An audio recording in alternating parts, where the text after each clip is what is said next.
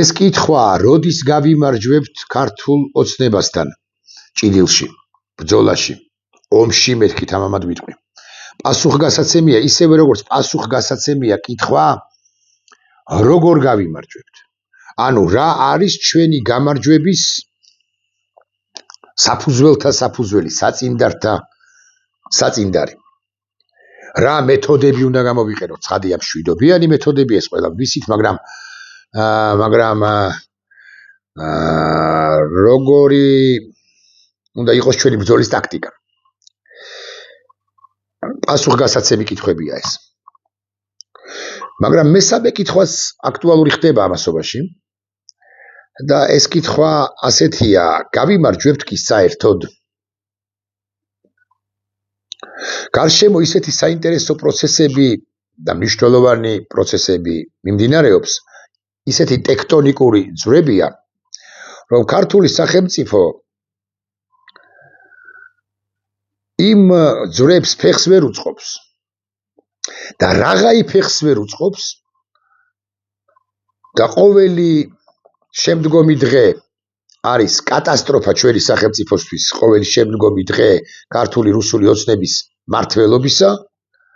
შეიძლება გავიმარჯვოთ გვიან, მაგრამ მაინც დამარცხებულებად ჩავითვალოთ, დამარცხებულები აღმოჩნდეთ, იმიტომ რომ ამასობაში გაგვასწრებს ძალიან ბევრი ქვეყანა. ჩვენ მოხვდებით ერთ ჯგუფში, არათუ სომხეთთან, რომელიც უკვე წინწაწეულია, არათუ აზერბაიჯანთან, რომელიც ასევე წინწაწეულია, არამედ მაგალითად ბელარუსთან ერთად, რომელიც უკან დახეული სახელმწიფოა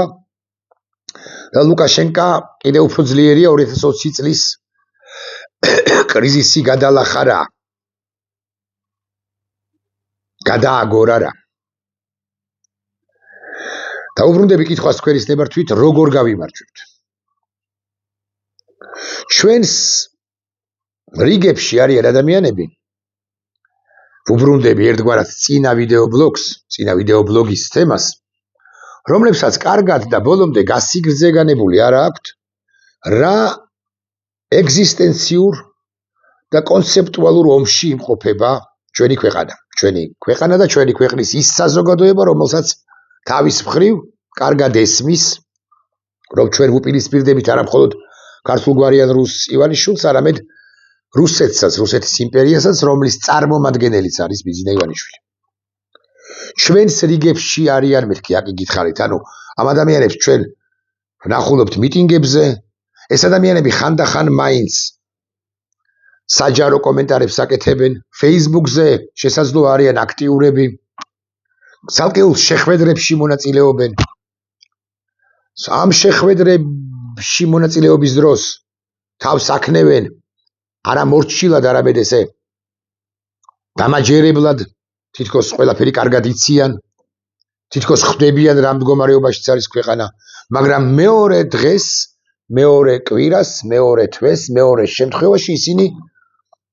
არა მარტო თანამშრომლობენ, არა მარტო მეგობრობენ, არამედ თანამშრომლობენ კიდეც, ან გამოთქვამენ თანამშრომლობის მზაობას იმ ადამიანებთან, ვინც ქართულ სახელმწიფოს ხელისუფლება ბანდასთან ერთად ზურგში არტყამს დანას. ქართული მედიის ის წარმომადგენლები, თუ გნებავთ დავარქვათ პროპაგანდისტები, თუ გნებავთ დავარქვათ ვითომ ჟურნალისტები,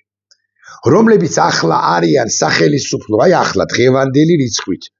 არიან სახელისუფლო მედიაში,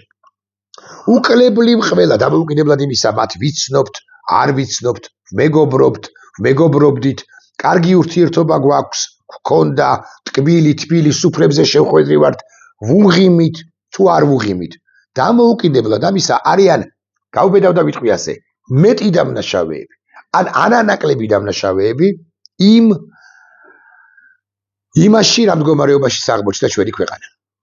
ირაკლი ზარქუა მათ გარეშე, არათუ ირაკლი ზარქუა, მამუკა მდინარაძე მათ გარეშე, რომ ყოფილიყო, ანუ ისინი რომ ყოფილიყვნენ სწორ მხარეს და სწორი მხარე რასაკვირველი არის საქართველოს მხარე და ანტიქოცური მხარე.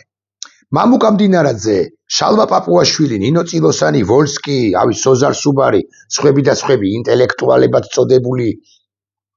ავიცი სხვები და სხვები, რომლებიც პარლამენტში არ არიან, იმიტომ რომ პარლამენტში ინტელექტუალები არ ახავთ. და პარლამენტის მიღმა შესაძლოა ხავთ 2, 3, 5, 17 ეგრეთ წოდებული ინტელექტუალი. მათთან ერთად რომ არ ყოფილიყვნენ, მათი გაправებით რომ არ ყოფილიყვნენ დაკავებული ქართული მედიის ეს წარმომადგენლები, რომლებიც კვლავ ვიმეორე პროპაგანდისტურ არხებზე მუშაობენ, ისინი იქნებოდნენ შეუდარებლად სუსტები და პრაქტიკულად უკვე დამარცხებულები, რომ ეთქვა რომელიმე თუ გნებავთ დავასახელებ, თუ გნებავთ არა, იმედის რომელიმე თანამშრომელს, საზოგადოებრივი მაუწყებლის რომელიმე თანამშრომელს, რომ ხელფასი მნიშვნელოვანია, მაგრამ გაცილებით მნიშვნელოვანია ჩემთვის ღირებულებები, გაცილებით მნიშვნელოვანია ჩემთვის ადამიანი, მოქალაქე, გაცილებით მნიშვნელოვანია ჩემთვის სახელმწიფო, ქვეყანა, სამშობლო, მამული, რა ვიცი, რაც გნებავთ ის თქვათ. გაცილებით მნიშვნელოვანია თავისუფლება, გაცილებით მნიშვნელოვანია ქვეყნის დამოუკიდებლობა და არ ნებსითუნებლივით არ მოქცეულიყვნენ იმ პროპაგანდის ქვეშ და თავად არ გამხდარიყვნენ პროპაგანდის იარაღები. ხელისუფლება წოდებული ბანდა განა ვერ იპოვიდა სხვებს, ახალგაზრდებს, სხვებს და სხვებს, რომლებსაც მიიყვანდა საზმაუში იმედში თუ რუსთავიორზე, მაგრამ იქნებოდა მაინც შეუდარებლად სუსტი. დღეს ვინმე ერთი თანამშრომელი რუსთავიორისა, რომ გამოდის და დამაჯერებელი სახით გვიმტკიცებს იმედისა რა მნიშვნელობა აქვს, რომ რუსეთი არის კარგი, ირიბად თუნდაც და დასავლეთი გვებრძვის, აი ეს ერთი თანამშრომელი გაცილებით მეტი დამნაშავეა, გაგიკვირდებათ და ვიდრე დიმიტრი სამხარაძე, რომელსაც არც არავინ უსმენდა პარტიაშიც მგონი, არც არავინ უსმენს და არც არავინ მოусმენს, მისი ავტორიტეტი, მისი რენომე, რეპუტაცია არის შეუდარებლად დაბალი, მაგრამ როდესაც ამ ყველაფერს ტირაჟირებას უკეთებს და თავის საავტორო ტექსტსაც ამატებს რომელიმე ჟურნალისტად წოდებული პროპაგანდისტი, ის არანაკლები დამნაშავეა, მაგრამ ამათზეც არ ვლაპარაკობ ახლა. უფრო ვლაპარაკობ, ასევე და უფრო ვლაპარაკობ ადამიანებზე, რომლებიც და ვუბრუნდები კვლავ ვიმეორებ წინა თემას, წინა ვიდეო ბლოგის თემას, რომლებიც ამათთან სხვადასხვა რა გინდა რა მიზეზის, ძმაკაცობის, დაქალობის, მეგობრობის, ურთიერთობის მიზეზით კვლავაც აგრძელებენ ამ მეგობრობა, თანამშრომლობა, ძმაკაცობა, დაქალობა, ურთიერთობა და ასე შემდეგ და ამას ამართლებენ, ეგრე ყველაფერი მართლდება. ამას ამართლებენ ამგვარი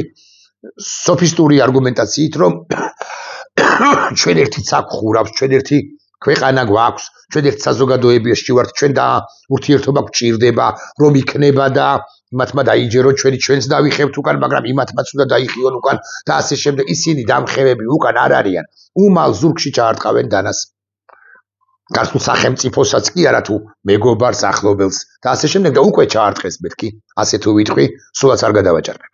ამიტომ ჩემი მოსაზრებით ყოველ შემთხვევაში ჩვენი განვითარების ამ ეტაპზე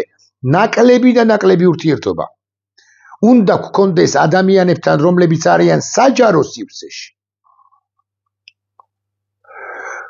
და არიან ქართული ოცნების სინდიკატის ბანდის მხარეს ირიბად მისგან და რეალურად მისგან იღებენ შრომის ანაზღაურებას დახელფასებულები არიან სწორედაც რომ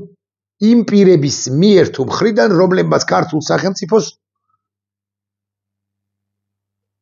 ასე ავნეს კი არა, ასე დაანგრიეს ბიძინა ივანიშვილის თავკაცობით. უკლებლივ ყველა, ვინც იმედზეა თუ რუსთავიორზეა, საზმაუზეა და აგრეთვე სახელისუფლო რაღაცა შპსვებშია და ასე შემდეგ არის ბიძინა ივანიშვილის პირდაპირიანი ირიბი მოკავშირე, ხოლო ბიძინა ივანიშვილი არის უარესი ვიდრე სერგო ორჯონიკიძე. ეს უნდა გაისიგრძეგარო და მიხვდე ამას და როცა მეგობრობ ბიძინა ივანიშვილის პაჟებთან, ბიძინა ივანიშვილის გამправებლებთან, შენს გინდა არ გინდა მათნაირი გამოდიხარ, სულ რომ მეორე დღეს მიტინგზე გამოვარდე პლაკატით თავისუფლება ზია ამაღლობელს. ამასთან კვლავ ვიმეორებ, მე ერთის მხრივ ლაპარაკობ ბაბლზე, რომელიც ვითომ ოპოზიციურია, მათ შორის ჟურნალისტურ ბაბლზე, მეორე მხრივ ლაპარაკობ ბაბლზე, რომელიც სახელისუფლო მედიაში და არა მხოლოდ იქ არის შეყუჟული და ხელფასი იღებს და კომფორტულად გრძნობს თავს, მაგრამ ასევე ვსაუბრობ დაასახელების გარეშე თუ გნებავთ, მაგრამ დაადგება დრო როცა დავასახელებ იმ პირებზე, რომლებსაც ქართული მედია იწევს კრიტიკულ მედიას გულისხმობ ეთერებში, მაგრამ ეს ტიპები, ცნობილები, საჯარო პირები, პოლიტიკის ექსპერტებად წოდებულები, მიმომხილველებად წოდებულები, სწორი აზრების გამხმიანებლები, სწორი აზრები ვისაც მართებული აზრები ვისაც აქვს, ისინი მეორე ხელით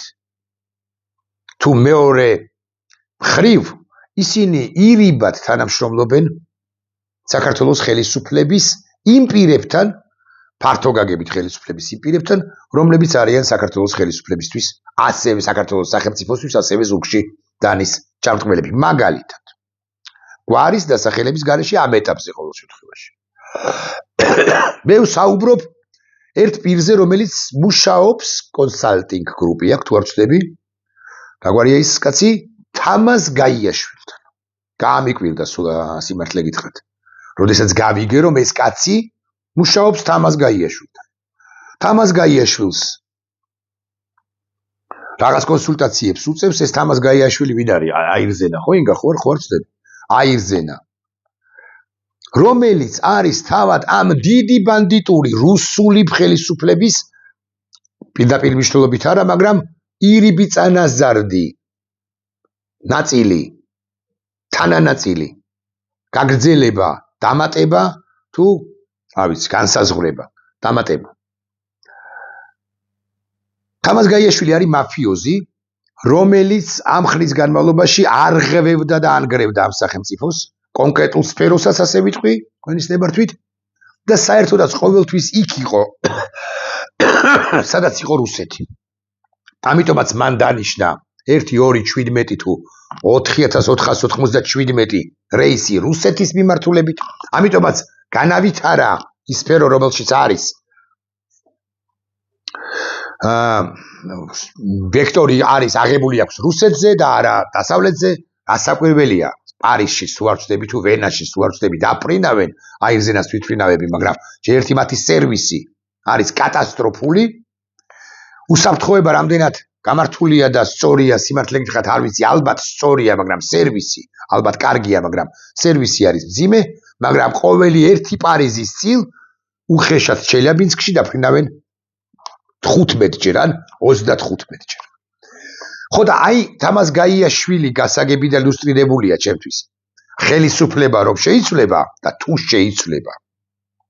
ამგვარი ტიპები რასაკვირველია იმ შემთხვევაშიც კი თუ ისინი მოგვერგებიან ან ეცდებიან რომ მოერგონ ახალ ხელისუფლებას, ამგვარი ტიპები არ უნდა გაიკარო, ისევე როგორც ჟურნალისტები, რომლებიც არიან ახლა რუსთავი ორსა თუ საზოგადოებრივ მაუწყებელზე და აგრეთვე ხელმძღვანელები, რაც არ უნდა ეცადონ ისინი ახალი რეალიების თუ ახალი რეალობების გათვალისწინებით გადმოლაგებას უკვე სხვა ხელისუფლებასთან. თამაზ გაიაშვილთან დაკავშირებით რასაკვირველია გასაგებია, მაგრამ თამაზ გაიაშვილის მთავარი კონსულტანტი ან ერთ-ერთი მთავარი კონსულტანტი ვინც არის აუთსორსზე და თამაზ გაიაშვილისაგან რომ იღებს ბევრ ფულს ოღონდ პარალელურად კრიტიკულ მედიაში თუნდაც იშვიათად რომ გამოდის და ბრძნული გამომეტყველებითა და იერით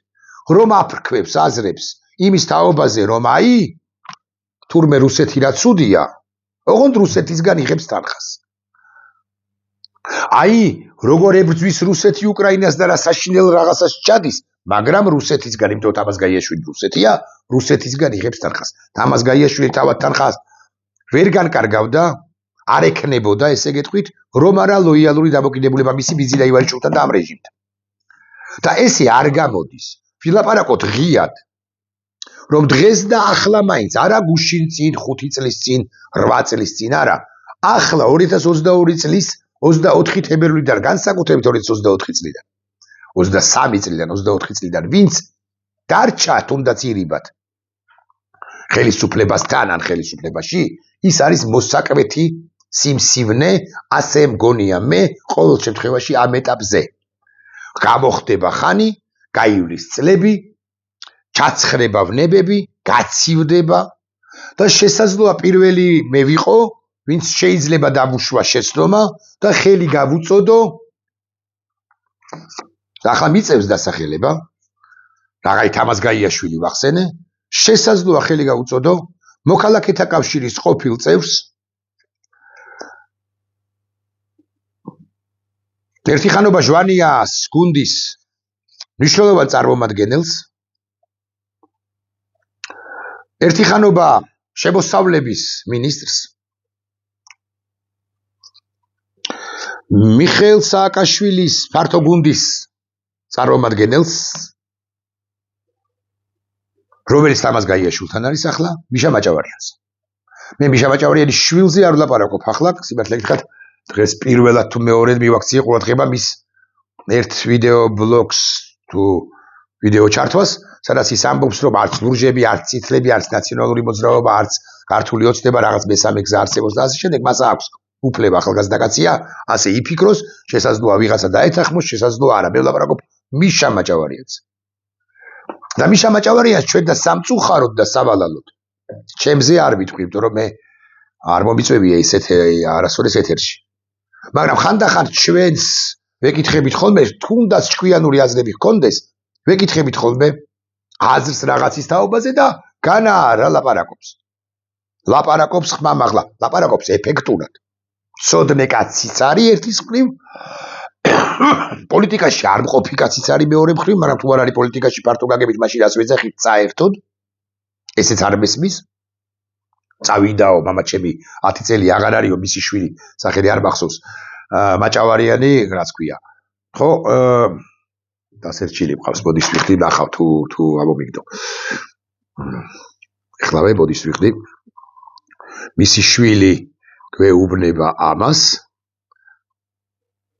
ვადო მაჭავარიანი არ არის პოლიტიკაშიო მესმის არ არის პოლიტიკაში მაგრამ პოლიტიკაში ყოფნა გამოდის იმ შემთხვევაში თუ ის საჯაროდ საკუთარ მოსაზრებებს ამა თუ სწორ მოსაზრებებსაც მათ შორის გვაცნობს მაგრამ სწორი მოსაზრებების პარალელურად აგე დახელფასებულია ასე რომ ამბობენ სწორედაც რომ ხელისუფლებასთან რბილთბილად ნებისმიერ ხელისუფლებასთან რბილთბილად ყოფი ამ შემთხვევაში გაიაშვილის მიერ თუ მხრიდან და არ გამოვა ესე ჩვენი გამარჯვება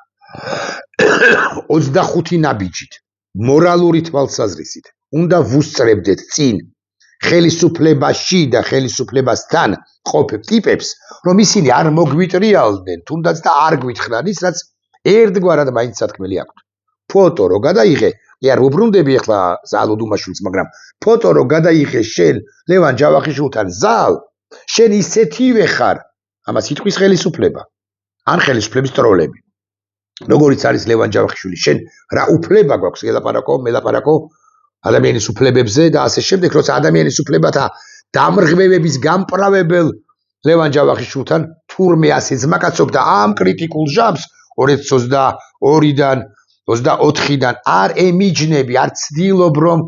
ურთიერთობაში რაღაც დისტანცია დაიჭირო მასთან და დისტანცია სულ მინიმუმ დასაჭერია მით უმეტეს ახლა როდესაც ყავს სინდისის პატიმარი ყავს პოლიტიკოსი პატიმრები შენი ქვეყანა ყველა საერთაშორისო კონტექსტიდან ამოვარდნილია დავოსში არ იწვევენ მსოფლიოს მშვიდობის საბჭოში არ იწვევენ მიუნხენის კონფერენციაზე არ მიიწვევენ ტრამპის ვიცე-პრეზიდენტი ჯეი დი ვენსი არ ჩამოდის საქართველოში შუადერეფლის ფუნქცია დაკარგული გაქვს და ლაპარაკობენ LGBTQ როგორ უნდა ჩახჩონ როგორ უნდა მიახჩონ სუპერმარკეტები თუ ჰიპერმარკეტები თუ რაღაც მარკეტები ქსელური მარკეტები დააწევინონ ფასები როგორ უნდა აუგზავნონ ემიგრაციას არჩევნებში მონაწილეობა ესე იგი მე ვლაპარაკობ იმ თემებზე რომლებიც ყველაზე მნიშვნელოვანი არ არის ყველაზე მნიშვნელოვანი მაინც სინდისის პატიმრების თემა სინდისის პატიმრებზე ხოცხადია პოლიტიკოსები როგორ უნდა დაიჭინონ პოლიტიკური პარტიები როგორ უნდა აკრძალონ არაკონკურენტუნარიანი გარჩენები როგორ ჩაატარონ რუსეთს როგორ მიეტენონ და შენ ამ დროს ბაკაცო როგორც ისევ ზალზე ზალიკოსი არ გამომივიდეს ეხა ორი მწარე სიტყვის თქმა უფრო მიშა მაჭავარიანზე ვლაპარაკობ ახლა გულახდილად გეტყვით არ მინდოდა დასახელება იმიტომ რომ ჩვენ შორისაც მეცხოვ ამ ქვეყნის ამ ქალაქის ამ კომპლექსების პროდუქტი ვარ ხო ჩვენ შორის ხო უამრავი საერთო ნაცნობია უამრავი საერთო ნაცნობია და იმ საერთო ნაცნობებმა შეიძლება მისყიდოთ და მითხრა რომ რა მოგევიდა არ დაგესახელებინა რა გაგეტარებინა რა მოხდა მაგრამ ვერ გავიმარჯვებ თუ ჩემთვის პრიორიტეტული არის გამარჯვება ქვეყნისა ჩანს აღარ გამოდის დამალვა იმ უკეთურობისა რომელიც არის ჩვენ საზოგადოებაში და არის ჩვენსკენ მყოფ საზოგადოებაში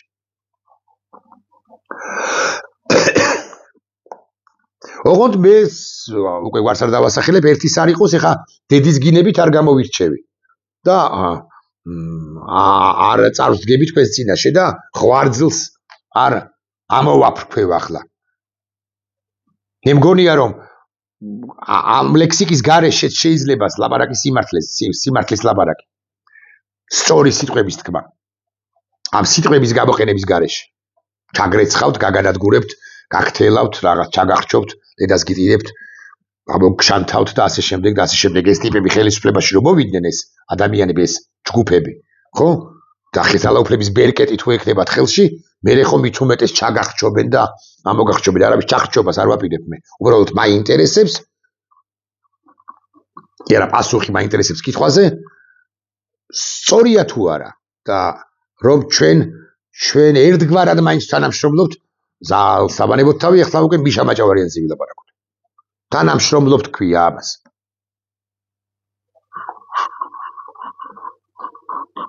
ჩემს ერთ კოლეგას ვარც არ დავასახელებ ამჯერად ნამდვილად მეორე თუ მესამე ბინას უყიდიან იმის გამო რომ ვერ გადაიხადა თვიდან თვემდე ვერ იხდის კრედიტის მომსახურების თანხას მასაც შეეძლო და ვინც ის იქნება ყველაზე მეტადაც შეეძლო მიეყიდა სული ირიბად დაიარსებინა ერთი არასამთავრობო ორგანიზაცია თუ რაღაცა შპს და გაიაშვილებთან კოლექტიურებთან რაღაცა ურთიერთობები გაება მიშა ბაჭავარიანზე ნაკლებ თანხას ჩემი აზრით არ მიიღებდა მაგრამ სამ ბინას კარგავს და მიშა ბაჭავარიანი ვუტრირებ ცხადია მე არ ვიცი ხა ასია თუ არა მაგრამ ვუტრირებ მესამე ბინას ხიდულობს მეთქი ასე ვიტყვი ამიტომ ის ჩემი სტუმარი არ იქნება მიჯნავ მის შვილს ეგ რა მაგის პასუხია რაგვარია? კი არა რაგვარია ვიცით ვადო მაჭავარიანს მისგან ის შეიძლება ეს უკანასკნელი შეიძლება იყოს ჩემი სტუმარი სიმართლე გითხრათ გავიმეორებ მეორეჯერ თუ მესამეჯერ მეორეჯერ ალბათ მივაქციე ყურადღება მის საკამათო სხვათა შორის მოსაზრებებს მაგალითად 10 საათის წინ დაუწერია ვარდენ რომელ ნაცკოცობას ასრულებ პოლიტიკურს თუ არ ვიცი გენეტიკურს მამა ნაცი ბიძა კოცი ახალი ეპოქა იწყება თუ არ ვიცი რაზე წერს და ასე შემდეგ ნახოთ აბა კიდე რას წერს ვადო მაჭავარიანი რომელსაც თანაც უამრავი საერთო მეგობარი ყოლია 4 პირველი 4 არის ვინც ამომიგდო 1 2 3 4 არიან ესე იგი ჩემი ერთი მეგობარი ჩემი მეორე მეგობარი ჩემი მესამე მეგობარი ჩემი მეოთხე მეგობარი და ერთ-ერთი ქართველი ოპოზიციონერი მისვლის ლანძღავს და ბეძახის კოც ნაციების კრიტიკის და ასე შემდეგ და ასე შემდეგ მოკლედ კაცების ლანძღავენ ამ კაც და ნაციების ლანძღავენ არ არის პრობლემა მასზე არ ვლაპარაკობ ის შეიძლება მოვიწვიო კიდეც მაგრამ მიშა მაჭავარიანი პერსონალურად ჩემი სტუმარი არასოდეს იქნება რაც არ უნდა ჭკვიანური აზრები ჰქონდეს ეგრე არ არის რომ თან იკვებებოდე ხელისუფლების ბეღელიდან ირიბად ძუძუდან წოვდერძეს ხელისუფლებასთან ყოფი პირის ძუძუდან და მეორე მხრივ რაღაც ჭკვიანურ აზრებს გვეუბნებოდეს სწორ აზრებს ვიმეორებ არ ვკამათობ სწორ აზრებს უკრაინის თაობაზე მაგალითად უკრაინის ან ქართული ოცნების თაობაზე ან ასე შემდეგ და ასე შემდეგ მომიტევეთ პაპატიეთ ეს არის სიმართლე ანარჩეი რა ვიცი როგორც გիրათ ისე კენთ